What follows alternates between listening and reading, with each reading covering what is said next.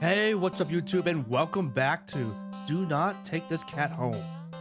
Last time, we took the cat home and found out the cat has a taste for blood and not cat food.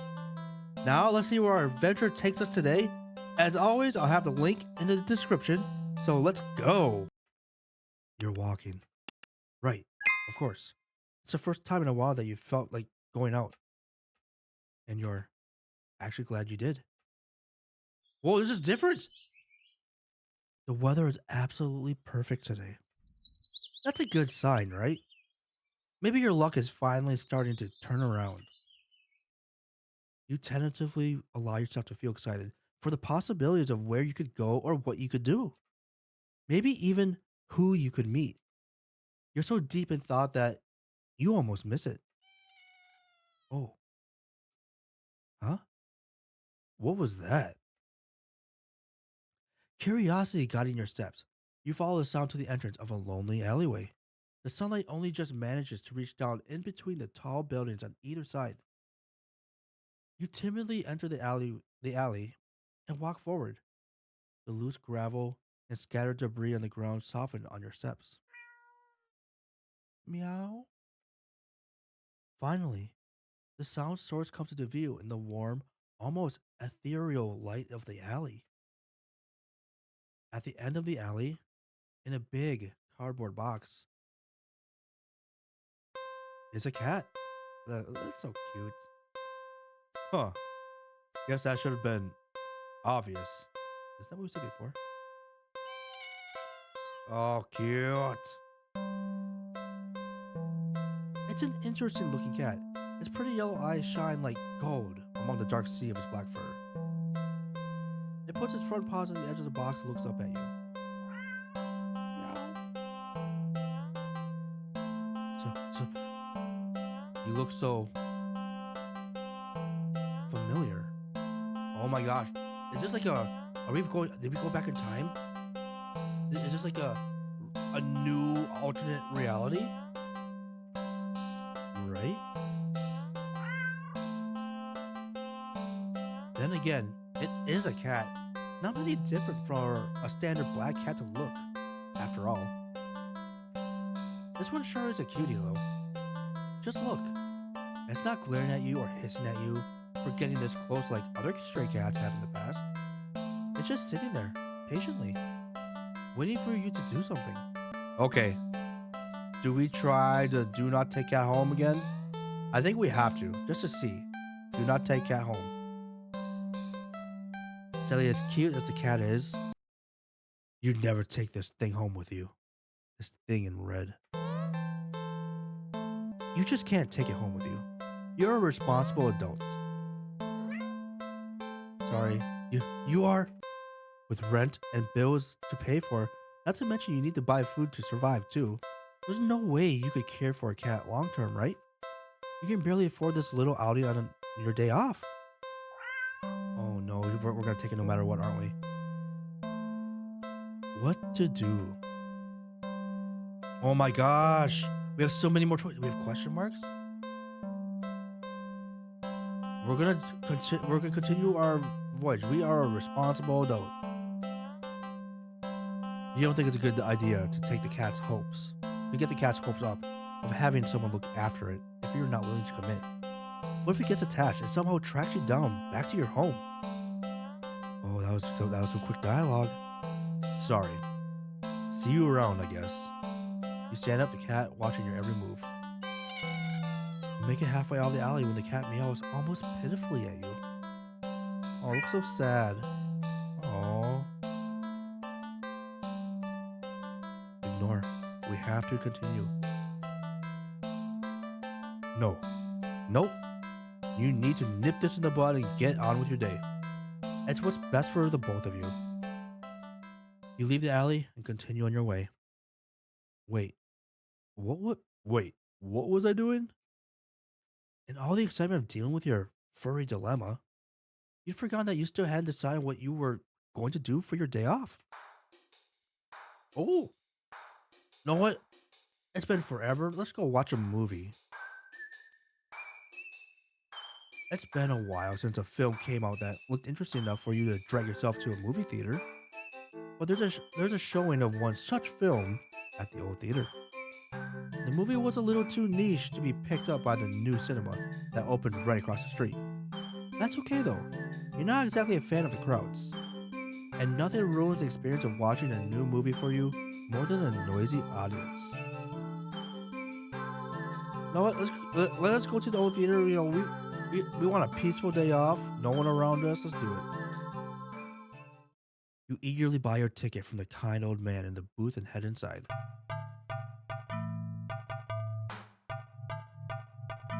It's barren of any trace of other people, and the decor looks like it hasn't changed since the 80s, maybe even 70s. But it's what you were counting on. You consider buying some popcorn, but can't help but be concerned that everything at the concession stand might be expired.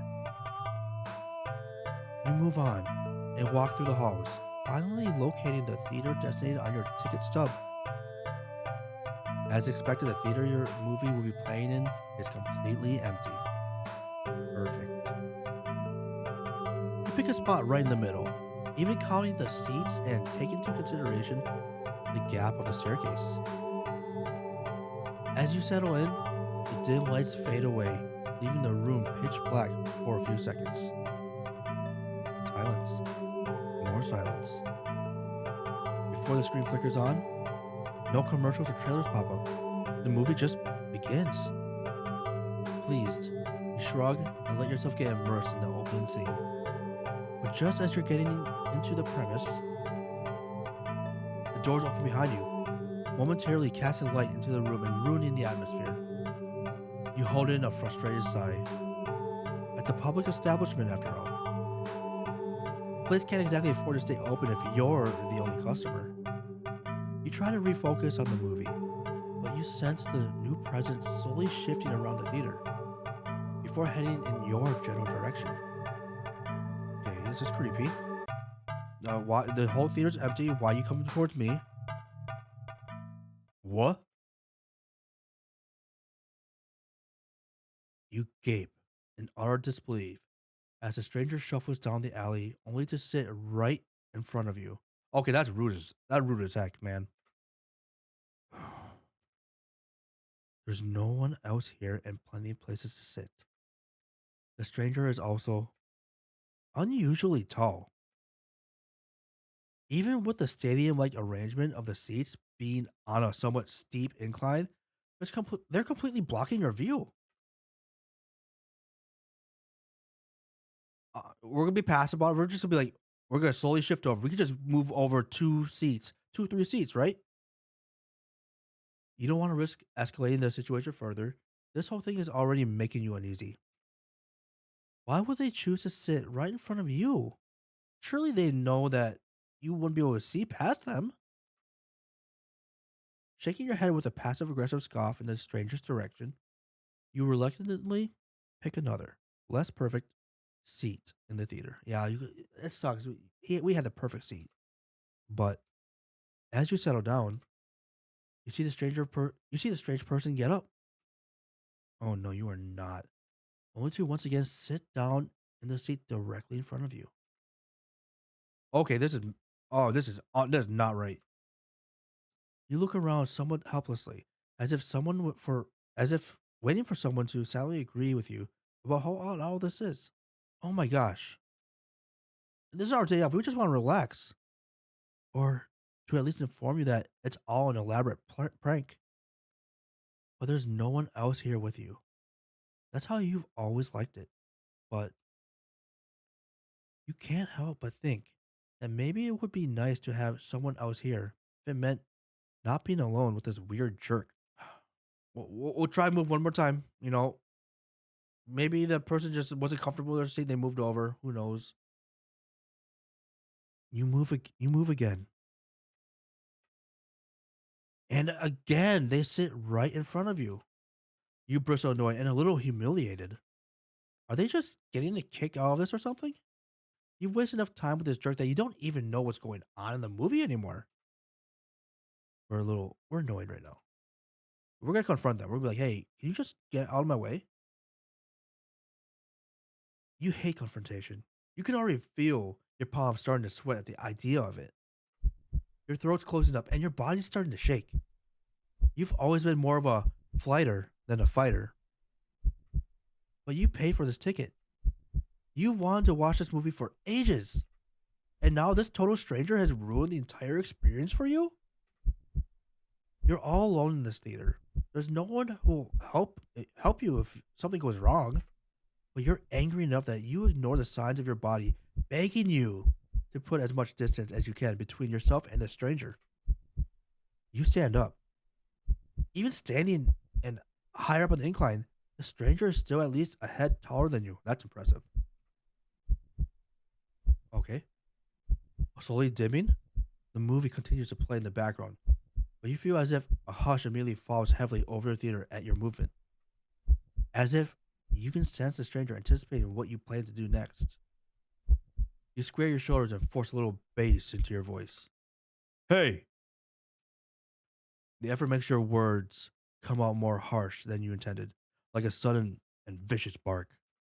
But you figure they deserve it anyway. You're being a real jerk, you know that? Just what are you playing at, huh? Are you trying to piss me off? Silence. We're shocked because they're not even responding. The silence that follows your words is deafening. So much so that you glance at the screen only to find that the movie has paused? What? Your attention is ripped back to the stranger in front of you as they shift slightly. Like a small animal trying desperately to anticipate the moves of a predator. You don't move an inch. You don't look away. You don't dare to blink. Instead, your eyes widen as the person's head turns. Then turns some more. What is with their eye? Then turns more, beyond what should be possible. Neck bones cracking. Oh my god, they just exorcised us? To face you directly. You can't move. Wide glowing eyes resting above a wider, grinning mouth gaze down at you. The stranger opens their mouth, and what comes out is something impossible to comprehend. That's what, oh, oh, yeah. Are you singing? We're shocked. The voice is endlessly deep and creaks like a weighty door, foreboding and oddly melodic, alluring. But it also snaps you out of your terrified trance, and before you know it, you're already out the door. I'd be running with holding my pants up. Oh man.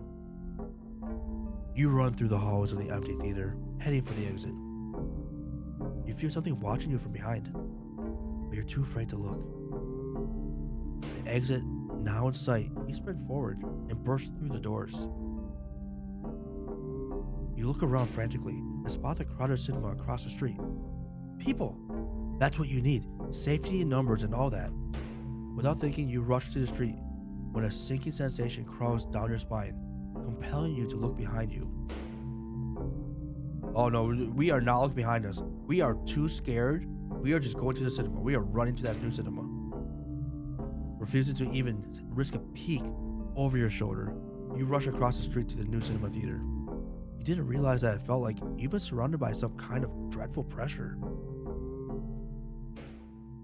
Until it very suddenly vanishes, leaving you feeling more than a little shaken. But at least breathing comes easier. You think it's within your best interest to repress everything that just happened. Yeah, I would try to shoot that out of my memory, you know? Yeah. Deciding to wait for the movie you've been anticipating. Deciding to wait for the movie you've been anticipating to be available on DVD or streaming, you join the long line outside the new cinema. By the time you've reached the ticket booth, you just want to get inside.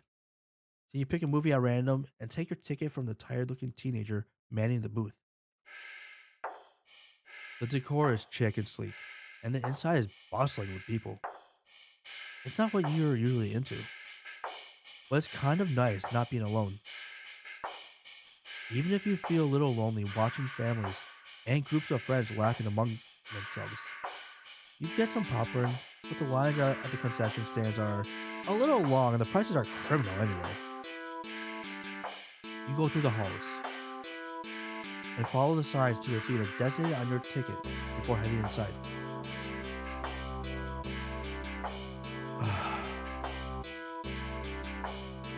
You sigh at the sight of the absolutely crowded theater. Oh, this awful feeling. You head toward a seat, only to be told by the person next to it that's been saved for someone. This happens a few more times before you finally manage to get yourself settled into a seat annoyingly off center of the screen. Oh my gosh. But the screen is at least visible, if not a little too close. So you grit your teeth and bear it. The lights fade out. Hey, as long as we're not in the very front, cranking our neck up, you know, I think we can live.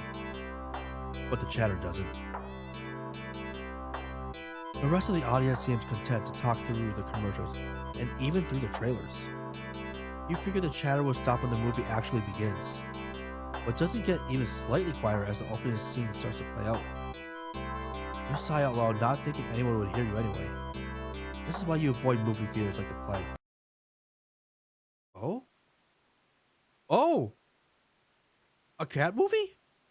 Suddenly, the screen changes, showing the face of a black cat. A familiar black cat. Confused murmurs fill the room, but then, the cat on the screen meows. That's the song. Oh, okay, here we go. Oh. Oh, that's odd. The sound is strange and not at all like any cat should sound. Haunting, almost melodic, and layered as if made of multiple voices of different creatures. Creatures that would probably never say whatever this is saying.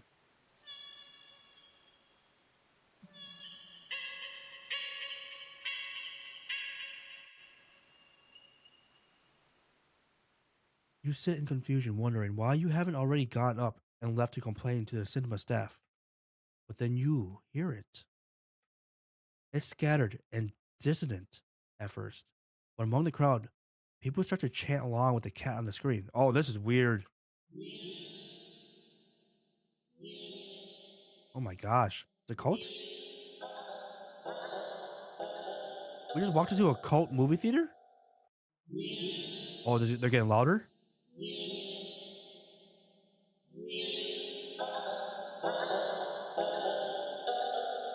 Oh, that's distorted. Oh no. Oh man. Soon, the entire room is chanting in perfect unison. Everyone's staring intently at the cat on the screen. You're feeling strange. You're feeling strangely drawn to the screen yourself. But the compulsion to stare blankly like the others isn't that strong. For now. Also, you start to notice out of the corner of your eye that some of the people in your immediate vicinity are looking at you. No. They're outright staring holes into you, even as they continue chanting. They don't miss a beat as they slowly begin to frown at you in blatant disapproval. Their scowls deepen as time goes on, as if they're getting impatient. No, we're trying to leave. We are trying to get the heck out of here. This is too weird. This is too weird. I need to get out of here. Gathering your courage, or perhaps putting your fear to use, you stand up, fully intending to leave the theater. When everything comes to an abrupt stop, all of the chanting stops, even the cats chanting on the screen. You tense and risk a glance around the theater. They're all staring at you. Every single one of them. They're not moving. They're not even blinking. You swallow, throat suddenly dry, even though a nervous sweat completely soaks through your clothes. You highly doubt that sitting back down will fix the situation. Your legs are shaking under the audience's unnaturally intense scrutiny. But you force yourself to step forward and forward and forward until you finally reach the end of the aisle. You feel their collective gaze, even worse on the staircase. All their heads have turned uncomfortably to the left to look directly at you. The screen illuminates their faces, making clear their blank scowls. They seem even more upset than before. They seem even more upset than they had been minutes ago. Identical frowning lines digging between their brows. You keep going, the heavy atmosphere becoming more and more oppressive with every step. You're so tense with anticipation that you fully expect someone to grab at you from behind. But no one does. You don't hear any of them even get up. You exit the theater, holding your breath as the doors close behind you. You briskly walk through the halls, putting as much distance as possible between you and that theater full of people. Finally reaching the finally reaching the lobby, you just barely manage to catch yourself from falling to the floor as you gulp in huge gasps of air.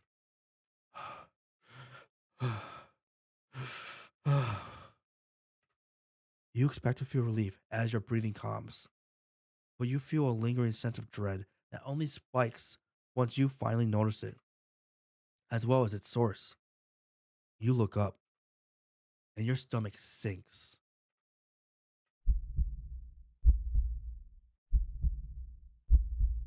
Oh shit. Eyes staring at us. Everyone in the theater staring at us. Everyone out in the concessions.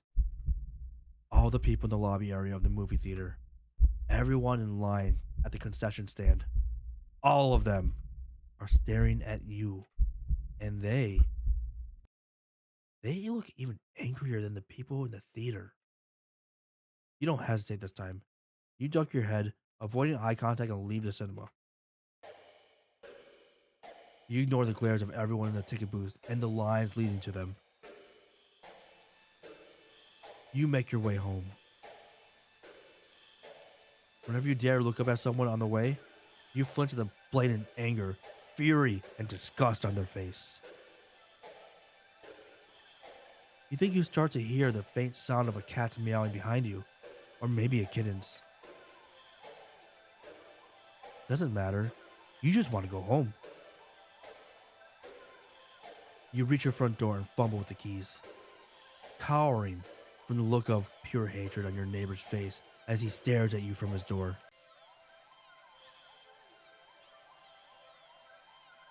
Finally, you get inside your apartment, lock all the locks on the door, and slide down with your back against it till you're sitting on the floor.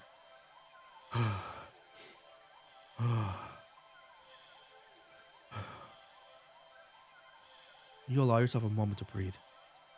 Now home, your heartbeat calms, and your fear slowly bleeds from you, leaving you feeling strangely empty.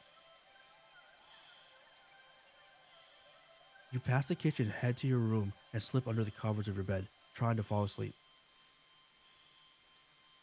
Maybe it's all just a bad dream. As you fall into a fitful sleep, sure to be full of nightmares of glaring eyes, you try to ignore the ever increasing sounds of cats meowing and yowling in the distance outside your apartment. Ending 17, Black Sheep. Yo, that was interesting. Oh my goodness. Oh, let's go to endings. 17, Black Sheep, complete. You weren't a big fan of the movie at the new cinema. The rest of the audience might have opinions about that. Interesting. Oh my goodness. Wow.